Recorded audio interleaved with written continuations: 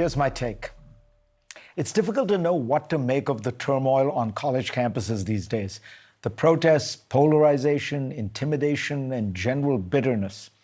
In a revealing article in the Wall Street Journal, Douglas Belkin sets these events against a broader backdrop: the disappearance of a sense of community.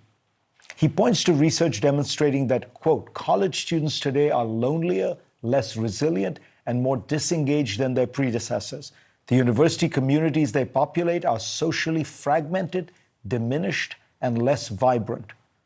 One wonders whether this loss of community has led to more distrust, sharper disagreements, and more anger. People are encountering one another at these protests, often for the first time, often as strangers. The college campus I went to decades ago was full of political disagreements. It was the time of Ronald Reagan, the Cold War, the nuclear freeze movement, and divestment from South Africa. Tents and shantytowns were built on the plaza outside the president's office.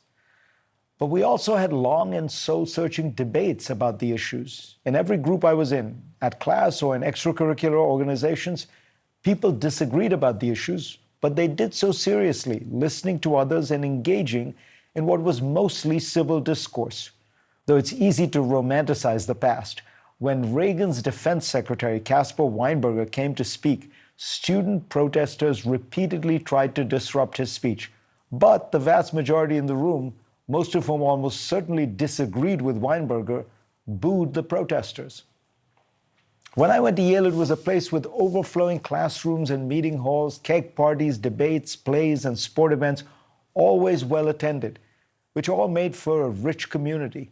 Many of my best friends today are people I met in those packed rooms 4 decades ago. I've returned to my campus several times since then, and for many years it felt very much the same place I had been to all those years ago. But over the last decade, campus life has seemed thinner. And then came COVID, which like a neutron bomb decimated community life on campus while leaving all the beautiful buildings intact. In his essay, Belkin quotes a residential assistant at another college whose job it was to help socialize the freshmen. Many wouldn't leave their rooms even for dorm meetings, asking over text if they could video chat instead. The bewildered RA said, "I was literally across the hall." A college official at another place suggested, "This may be the new normal. There may be no real return to the past."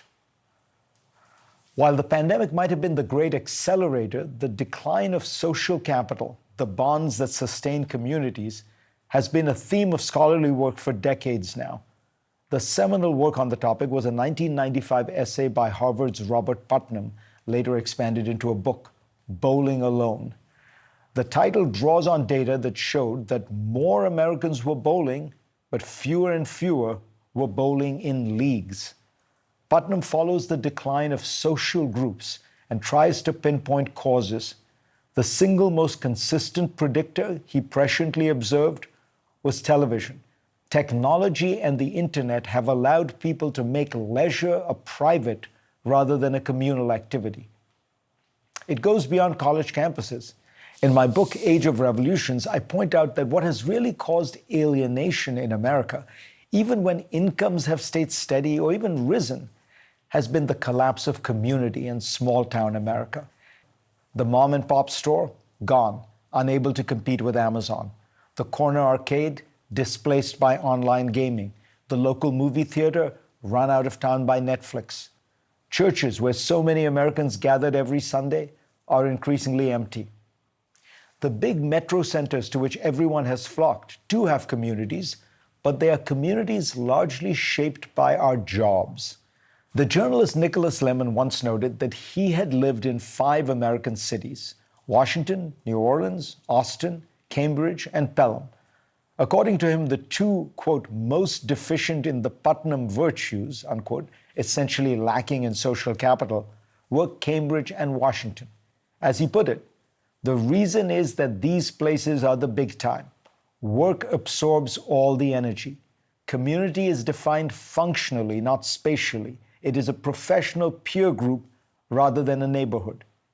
And it's natural to wonder whether this sense of community is tenuous That is, if you lose your job, your membership in the community is revoked along with it.